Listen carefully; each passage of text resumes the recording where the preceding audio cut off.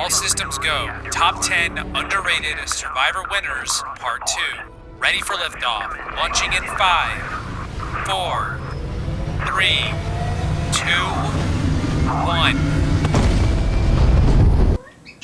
Hi, Juno. Tonys and Tonys, Internet. My name is Peridiam, and welcome to part 2 of the top 10 most underrated Survivor winners featuring Tony twice. If you haven't seen part 1, I will link it, check it out. It helps establish this part, but otherwise, this is the top 5. So yeah, let's get on with the list. Number 5, V for Vendetta, for Victory. The Flying V. V for V. Number 5 is from Season 4. Marquesas, it's Vecepia Towery, or V. If there were a Survivor player most like a chameleon, V would be that player. When I talked about under-the-radar winners in part 1, I outlined the basics of the game needed to win. You need to put yourself in a position to reach the end, foster good relations across the board, and then have enough of them swing in your favor when the pen touches parchment on the last day. V is the first winner to never hold an alliance for long, to utilize the anyone but me strategy that was popularized by another winner a few seasons later, to come from behind and win as the underdog going into the jury phase, taking part in several of the most iconic power shifts we have ever seen in the history of the show. And she was on Maramu, one of the most losingest tribes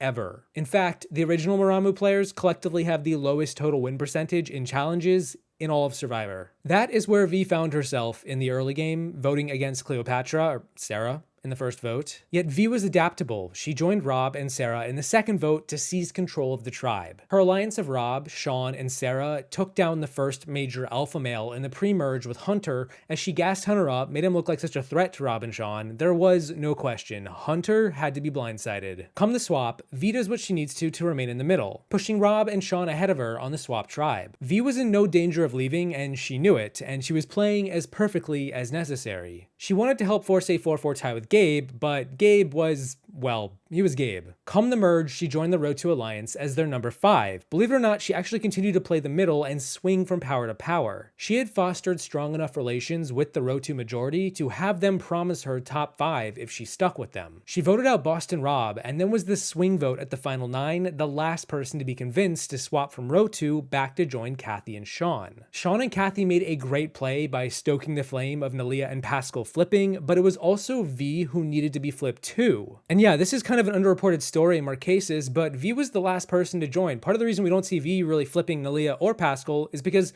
she was right in the middle. She was playing both sides. Whether or not the Road to 4 actually do take her to the final 5 is another story, but suppose she gets there, she's in the Kathy position, wins the final 4 immunity. Who knows? Probably not the best endgame, but either way, it doesn't happen. They wanted me to be part of the 5-some, and they said, if you do not lie to me, I will go 5 with you, and then once we get to 5, it's all every man for himself. With Vecepia on board, the 5-some decided something needed to be done. V makes her way to the end and doesn't flip Kathy to her side at the final 5, but along the way, V kept a journal of poetry, but it was for the final 4 immunity challenge known as Fallen Comrades. This was a challenge that had played out in the first 3 seasons in the same fashion, and here she was, now at the final 4, ready to creatively outmaneuver a challenge that nobody had considered could be hacked so easily. V took notes on players with her personal item, this book of poetry, and memorized these notes, and then won immunity when she needed it most. Yes, V almost certainly needed immunity here, and there really wasn't much she could have done at this point about it, but then so have other highly rated winners too, such as Tom or JT. They find themselves in hot water at the endgame, and they manage to clutch it out. And V was a hard worker. She had a military background in the Air Force and held her own in the challenges. Now, I will say I do question if voting for Nalia at the final 4 was the right call given the endgame makeup. I know it was decided because they didn't know about the purple rock and figured past votes did mean something, but then also knowing Pascal was so weak and definitely wouldn't win the final challenge, perhaps V was destined for final 2 regardless. Does she beat Pappy? My gut says no, but then my gut on Survivor has changed a lot over the past 5 years since starting my channel and digging a little deeper, so... Oh yeah, and then V brutally cuts a deal with Nalia at the final 3 to guarantee that she is in the final 2 against Nalia, the weaker opponent, and it was all in the name of strategy. Old school Survivor tends to get holier than thou at times, morally self-righteous about the game, but V always led from a point of strategy, intending to do what she believed would get her closer to winning. I have immense respect for this move, similar to what Rich did at the final 3 in Borneo when he took his hand off the idol. V clearly outpaced Nalia and Kathy in the endgame, and damn it, I do not see her get that much credit for doing all of this, especially when it was only 4 seasons into the game. Storms come and go, big fish eat the little fish, and V will keep on paddling. I contributed wholeheartedly 100% to everything that I did, even when people call me deceiving. I still were friends to all of you. V, you came in the back door, you flew under the radar. It's not my style, but you played the game, and I appreciate you answering your questions honestly. And you go, girl. The winner of Survivor Marquesas.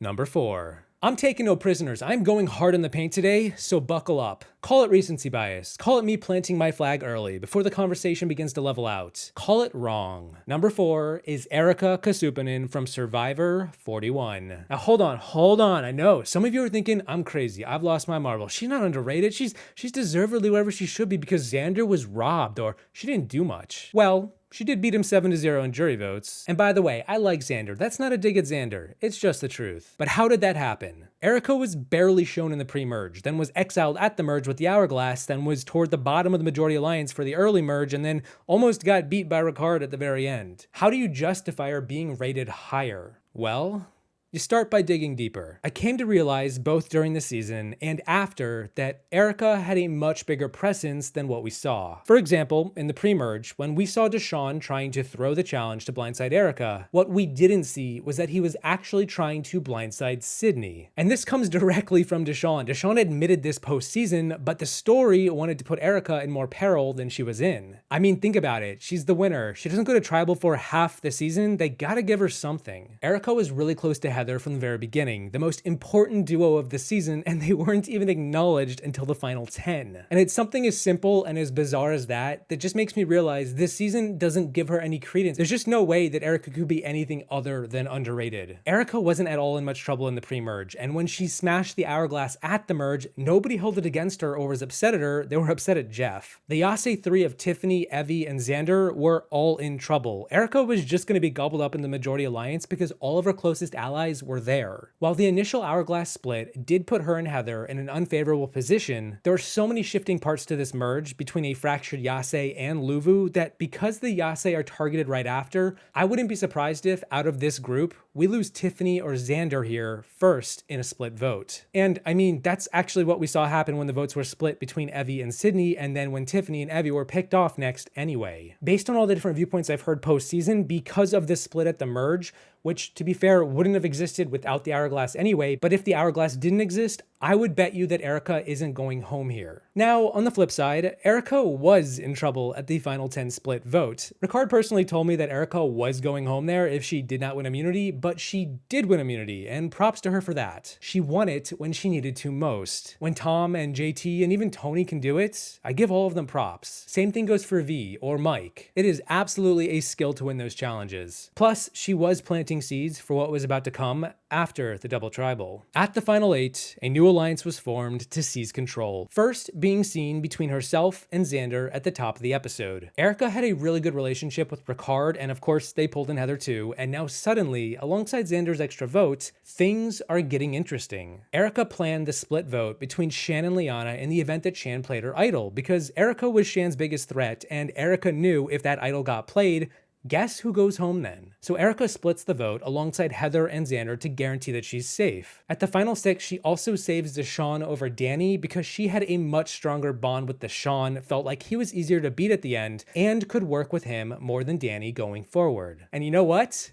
She was right. And that was her call. And this is kind of one of my frustrations with Survivor 41. A lot of it showed Erika contemplating her moves, but they were always framed in a questionable light. Is Erika making a good move? Deshawn tells us that they're crazy for not voting out Ricard, but she needed Ricard for numbers and to be used as a shield. The advantage Erika finds at the final 5 was a massive boon to her endgame, as it guaranteed that she would win that pivotal immunity to get Ricard out. Without it, Deshawn goes, and then we've probably got like Heather versus Ricard in firemaking, or Ricard just like outright wins the season. Which is risky, but not enough for me to be singing the praises of Erika's game. A game where she was on the right side of the vote all season, where she fostered strong relationships with most of the key players, where she won several immunities and contributed to her tribe's premier success, where she was taken to the final tribal by Xander when he mistakenly believed that was gonna weaken her game. The jury was beside themselves at that point. Erika was the frontrunner to win, and she was now guaranteed a chance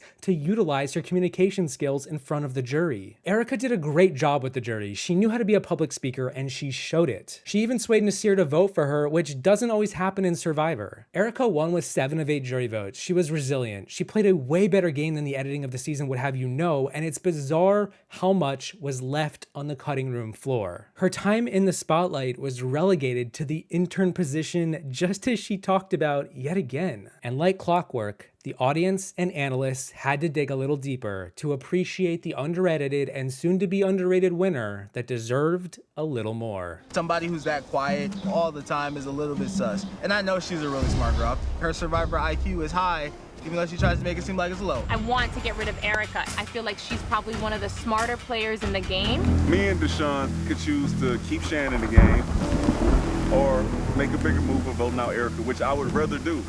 She is a dangerous player. Like, are you serious? You don't even see that we're like right there? The concentration of power doesn't work for me. So I would love to get rid of Nasir. Nasir. I was hoping that like maybe there's the chance to vote out Shan. If Shan doesn't play her idol, we revote between Liana and Shan goes home. 11th person voted out, and the 4th member of our jury, Shan. That was good. There is a bit of work there to figure out how to convince my alliance that it's actually in our best interest to get rid of Danni, when really it's everybody's best interest to get rid of Deshawn, except for mine. 13th person voted out of Survivor 41, Danni. I get underestimated because of like how I look and my size. I created the alliance that dominated the end game, and I was always making sure that the biggest threat to me went home. I have everything it takes to win. Winner of Survivor 41, Erika.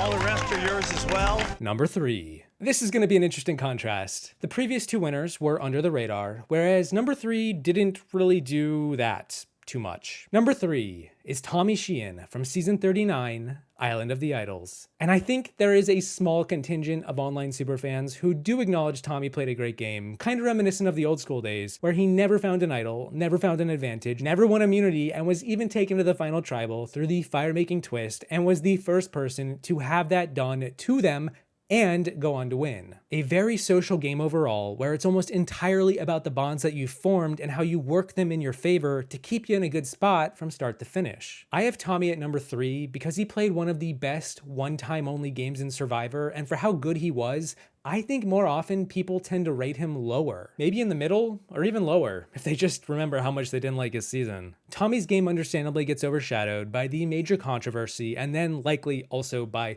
how vanilla he was portrayed throughout the show. He's definitely shown more than most winners in this top 10 list, but that doesn't change what he's able to accomplish. At the beginning of the season, he's in the majority, not at the top, but not at the bottom. As I said, he is right where you want to be, in the middle. In fact, the Molly vote in episode 2 was one of the only times where he wasn't in control, but he was still brought into the loop thanks to Jamal. Jason, Dan, Kelly, Lauren, Janet, and Tommy ruled the Vokai Roost, and his number 1 ally, Lauren, joined him as they continuously won immunity challenges up until the swap. And at the swap, Tommy is still in a good spot, even though his alliance got screwed by an unfair twist when Elaine blocks Jason's vote, giving the Lyra alliance a 4-3 vote advantage. Tommy was never getting sniped there, it was always going to be Jason. Tommy was being used as a shield and was okay with that. Come the merge, from a strategic perspective, Tommy and Lauren were again right in the middle of everything. They knew that they couldn't get back with some of the old Vokai after Jack was disposed of by Kelly and her idol, but scooped up the Lyra players of Missy, Elizabeth, and Aaron. Kelly was obviously a major threat, and given how weak of a player Dan was and how he stood no chance to win, even in the pre-merge he was considered a GOAT, they wanted to maintain that Vokai alliance with a new structure of weaker players at the bottom. Part of the reason Janet wasn't targeted in the next vote and instead Jamal was picked off was because Janet was not a power player and was willing to get back into the swing of things with Tommy and Lauren. The split tribal saw Tommy in the worst spot he had ever been in the game. He was alone, paired with 4 women from the opposing Lyro tribe. By all means, Tommy should have left here. And yet, he was able to bond with Elaine and convince her that Missy was more dangerous of a player than he was, and that there was a perfect shot to take against the Missy, Liz, and Aaron trio that were only getting stronger with each passing vote. Krishma knew Missy and Liz just didn't want to work with her, and then bam! Suddenly Tommy, who should have been dead to rights, who did not win immunity here, survived a close call 3-2 vote. And what's more, all 3 of those women, Liz, Krishma, and Elaine, all of them were voted out in the next 3 episodes. Tommy had become such close friends with the entire endgame of the season that 5 of them considered him to be their #1 ally until the end. 5 different players had final 2 deals with him, to where we saw Janet show Tommy her idol first after she found it. We saw Dean blow up his spot to go to the end with Karishma and Nora to instead go with Tommy. We saw Dan hang on his every word like the GOAT he was, and we saw Lauren work in tandem with him. Tommy had his endgame perfectly lined up to be sitting next to Dean and Dan, 2 easy beats, and even when Dan was ejected, he still easily managed to work with Nora, convince her to take him to the final tribal because he faked how bad he was at fire, only to watch as he had a front row seat to either winning $1 million with Dean or having to fight for it against Lauren. Which, to be fair, from what I've heard, she would have put up a tough fight. Also, Tommy's final tribal is really good. Many jurors postseason said that he was the only one who felt like he owned his game and knew his game. Tommy was a social mastermind. He was big red. He was never too big of a target, nor was he undervalued. He formed strong bonds across the board, he saved himself with said bonds throughout, and he easily won in the end, and proved that even in modern Survivor, you don't need a single island trinket to play a great game. I knew where everyone's advantages were. I knew Janet had an idol and also her advantage. I knew that he had an idol nullifier from a flip of a coin. He told me that, she told me she had an idol. So these are advantages that I used to control the game. I was sitting at 5, blinged out.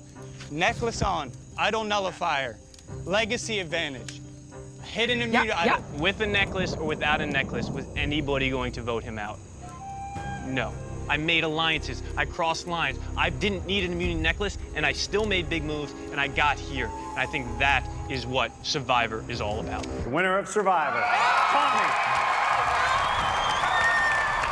Number 2. At one point, I said this player was the most underrated winner in Survivor history, which is pretty fitting for what this video is talking about, but clearly I have put them down a spot today, so I'll explain when I talk about my number 1. My second most underrated Survivor winner is, from season 11, Guatemala, it's Danni Boatwright. And gosh, there is a lot to say about her winning game, which is pretty surprising given how little that we actually see on the show. I mean, that's not entirely true. Her game is there. It's just that we spend so much more time hearing about the strategy through Rafe, through Stephanie, and Gary that Danni just kind of takes a backseat despite also being the winner.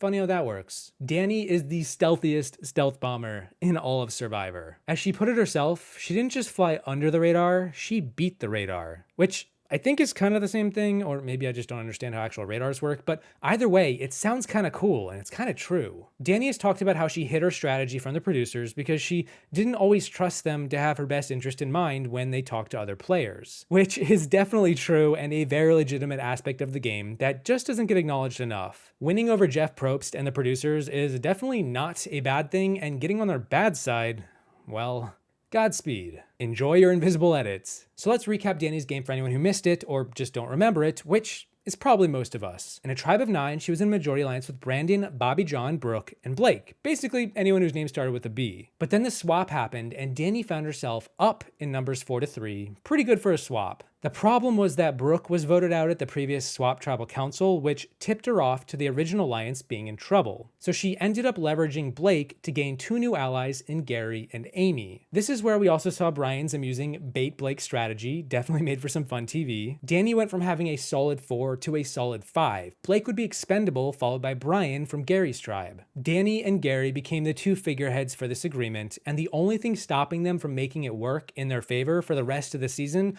was that they lost 1 too many immunity challenges before the merge. That might have just been the difference between Danny having a successful overdog game and an underdog game. Amy was sent packing at this point, and suddenly Danny's tribe, of which she was perfectly placed in the center of, was now down in numbers 6-4 going into the merge. The good news for Danny was that she was received as the weakest of the 4, meaning that she would be saved for last. At worst, she was getting 7th place, through little fault of her own. But during that time, she managed to make some pivotal moves that would raise her value in the merged tribe. Normally, when players find themselves at the bottom, they tend to target the power players at the top. But Danny took the opposite approach. She knew Rafe was in charge, and so she buddied up to him more than anyone else. She promised Rafe the sun and the moon, that other players would cut him before Stephanie if they had the chance, that his entire alliance was untrustworthy, which they kind of were, and erratic, which they definitely were, and if given the opportunity, he would go before any of them. But more than that, Danny pitched him a final 2 deal. She would be so lucky to get that far anyway, and so if she were ever in a position to take him to the end, she would. And given that Stephanie was also close to Rafe, suddenly Danny found herself in a much better place than you would ever know. Part of the reason Danny is never shown being targeted until later in the game is because the players in charge didn't want to target her. And so Brandon, Bobby John, and Gary were all eventually taken out, with only Danny left to show for old alliance, or her swapped alliance. And there's a reason why Danny votes out Gary here. Danny was a lone soldier, but she was also a likable underdog, and she knew it. The Power Alliance became this sort of axis of evil alliance. They had grown so comfortable, they even let Danny win an advantage at the Final 6 immunity challenge, which was a big mistake, as it guaranteed her an easy immunity win. When Judd and Cindy were blindsided at the Final 6, Cindy was easily discarded at the Final 5 for being the rest of the dragon that needed to be dealt with. And the weirdest part of this season is when Danny survives over Lydia at the Final 4 despite not winning immunity. On top of being in a Final 3 alliance with Rafe and Stephanie, it's also important to note that Danny became pretty sick toward the end of the game. She could barely walk at times. Likewise, Lydia was really popular with the cast. She was very lively, enjoyable. A lot of the cast thought that she might be the next Rupert of the series. It sounds kind of weird to hear, but yeah, that's what was happening. And then yes, Danny won the final challenge in spite of her health, and she was always going to cut Rafe anyway. That was the easy, obvious move. And Danny knew it. She played into the top of the power structure, wormed her way from the bottom, and maintained positive relations with the entire jury along the way. Sounds pretty familiar, doesn't it? But being likable and playing nice isn't always exciting, especially when you're hiding your strategy or intentions from the camera. But Danny was deliberate the entire way, from the pre-merge to the swap to the post-merge, and when she won that final challenge, it was game over. Most people tend to either just forget some of this about her or just not know any of it. And that's not to say that Danny should be considered perfect because of what we didn't see, but just that she's underrated and usually doesn't get much credit despite doing a whole lot. There are almost no holes to consider with her resume. Her weaknesses are difficult to find. She's always on top of her game, and yet I think her second appearance in Winners at War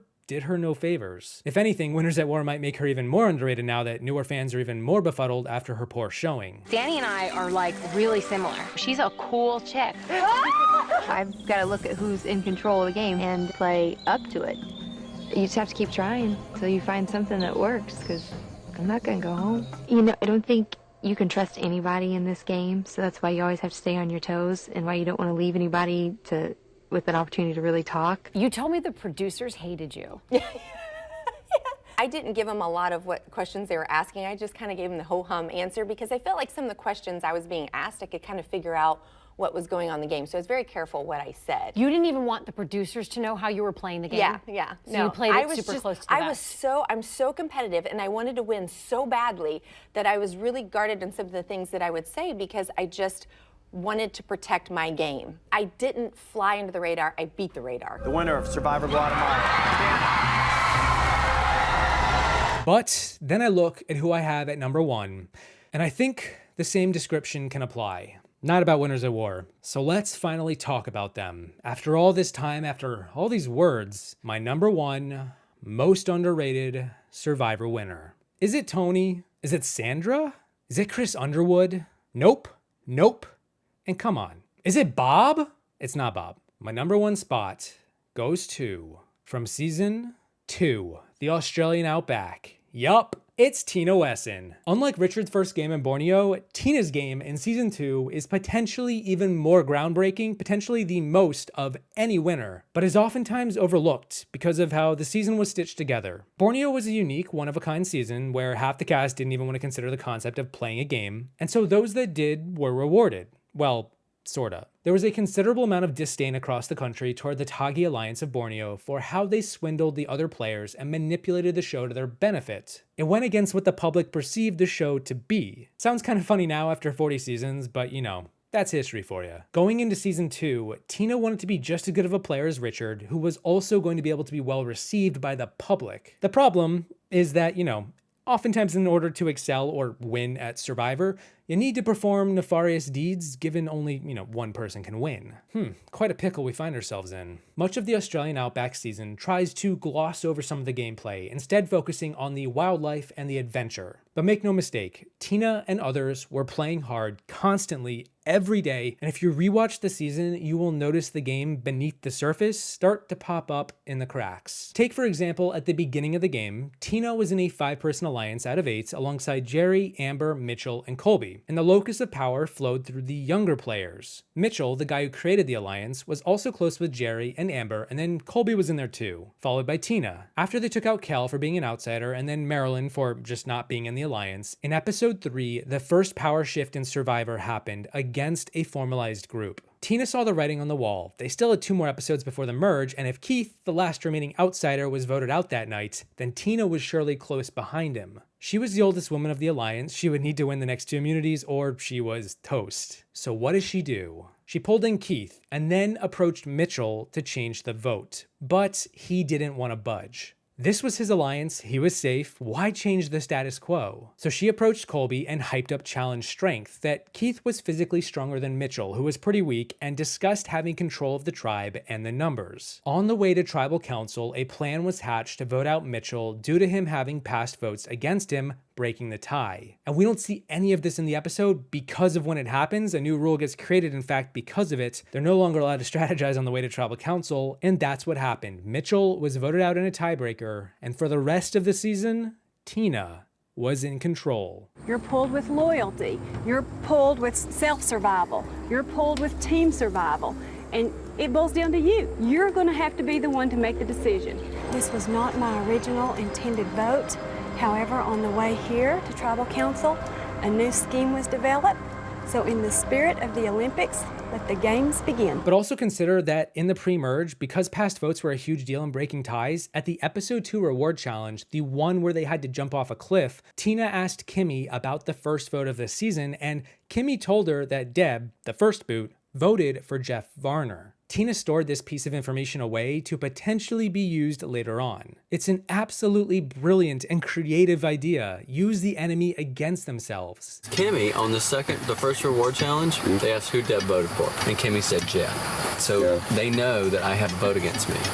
Come the merge, when Tina's tribe is tied in numbers 5-5, what happens next? A plan is hatched to vote for Jeff Varner because they knew that he had a vote against him thanks to Kimmy spilling the beans thanks to Tina asking her. The problem was that Jerry and Keith also had votes against them, so the Ogakor tribe put together a plan where Jerry would play the sweetheart to the Kucha tribe, meanwhile Colby, who had no prior votes, would act standoffish, kind of a jerk, in order to draw ire and the Kucha's 5 votes his way at tribal council. If I had to vote right now, I'd vote Colby, and I'd vote Jerry next. It's gotta be Jerry and Colby first. Tina also purposefully fought tooth and nail, standing on the merge immunity challenge perch in the cold for over 10 hours to guarantee that Keith would win immunity and take him off the board. The moment that Alicia steps down, Tina does too, because she knows that Keith is one of 2 players on her tribe who cannot receive votes or Ogakor is doomed. but now he's safe. Once the jury starts, Tina's alliance holds the majority and begins to lay waste to the pecking order. Tina also bonded closely with Elizabeth and Roger, players on the other side, and used their bond to form a Final Four alliance with Colby. At the Final 8, after Nick was going to be taken out but then won immunity, Tina turned on Jerry and utilized her Liz and Roger alliance to flip the script, ping-ponging the boot order, kind of like we saw with Tony do in Cagayan. She could have kept Jerry around and taken out Roger or Elizabeth, but she knew Amber wasn't much of a game player and always went to her before every vote and really just posed no threat to her. She wouldn't flip, she would fall back in line, and that is exactly what happened. Tina formed the closest bonds with the key players that allowed her to navigate her way to the end. She was getting taken to the Final 2 no matter who was there from the Final 4 onward, and by the Final 3, it was already a done deal. Tina was gonna be in the Final 2, and Tina was winning. Tina was Colby's closest ally, like a mom out there to him, and he was never gonna cut her. That bond does not come from nowhere. That solid, guaranteed winning positioning does not come from thin air. Tina worked Colby in such a strategic fashion and did a pretty good job with her final tribal performance. Also, didn't hurt that Colby was trying even harder to be like the good guy, but then also didn't give the jury what they wanted to hear. She won by a close 4-3 vote, but considering Colby won 5 immunities, setting the record to this day, was really fit, attractive, had that Southern country boy Texas charm, and really wanted to be the hero. And he still lost. And given it was to Tina, the woman who finagled her Final 3 alliance by episode 4, who flipped the script before it had ever been flipped, who orchestrated the merge vote, the pecking order for the rest of the season, and told the jury what some of them wanted to hear, that she got Colby to take her, that was his biggest mistake, but she was never gonna say that beforehand. Tina was rewarded for being both a likable mother figure and a cutthroat strategist, and proved the hero can win. The one thing that I hope that you don't do is that you don't cast your vote based on that you got your feelings hurt. You don't go into backgammon and say, okay, I'm gonna leave this man open. You know you have to cover that man. That's the strategy. There was never anything personal about voting anybody off. There was a strategy, and that's all it is. Tina is more deserving because she has really played this game. She's a smart woman, and I think she deserves it. You have been the mastermind behind all of the strategies that have taken place. I can't help but have a great sense of respect for that. The winner of Survivor, the Australian Outback.